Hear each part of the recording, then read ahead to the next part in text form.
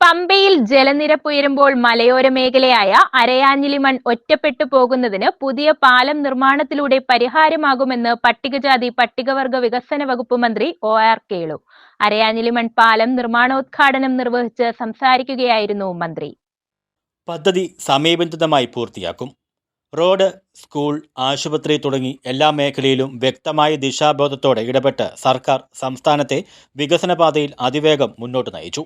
അതിദരിദ്രരെ കണ്ടെത്തി പരിരക്ഷിക്കുന്നതിന് പ്രവർത്തനം നടത്തി. മാലിന്യ നീക്കത്തിന് ഹരിതകർമ്മസേന രൂപീകരിച്ചു. അഭ്യസ്തവിദ്യരായവർക്ക് വിജ്ഞാന കേരളം പദ്ധതിയിലൂടെ തൊഴിൽ ലഭ്യമാക്കി. ശബരിമലയിലേക്ക് രാജ്യത്തെ വിവിധയിടങ്ങളിൽ നിന്ന് തീർത്ഥാടകർക്ക് അനായാസം എത്തിച്ചേരുന്നതിന് വിമാനത്താവളത്തിന്റെ നിർമ്മാണവുമായി സർക്കാർ മുന്നോട്ടു പോകുന്നുവെന്നും മന്ത്രി പറഞ്ഞു. കടന്നു വന്ന പാലം അതാണ് എല്ലാ മഴക്കാലത്തും വെള്ളത്തിൽ മുങ്ങിപ്പോകുന്നത്. ആ സമയത്താണ് നിങ്ങൾ ഒറ്റപ്പെട്ട് പോകുന്നത് എന്ന് നേരിട്ട് മനസ്സിലാക്കാൻ സാധിച്ചു. ഇനി കേരളത്തിന്റെ പൊതുവികസനവുമായി ബന്ധപ്പെട്ട് പറയുമ്പോൾ കേരളത്തെ സംബന്ധിച്ച് കേരളം എന്ന് നമ്മൾ പറയുമ്പോൾ ദൈവത്തിന്റെ നാടെന്നാണല്ലോ പറയുന്നത്.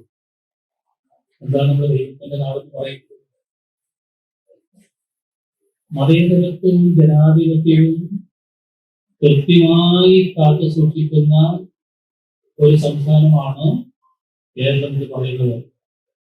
അട്ടത്തോട് ട്രൈബൽ സ്കൂൾ ഉൾപ്പെടെ ആദിവാസി മേഖലയ്ക്ക് പ്രാധാന്യം നൽകിയുള്ള പ്രവർത്തനങ്ങൾ സാധ്യമായതായി അധ്യക്ഷത വഹിച്ച പ്രമോദ് നാരായണൻ എം.എൽ.എ. പറഞ്ഞു.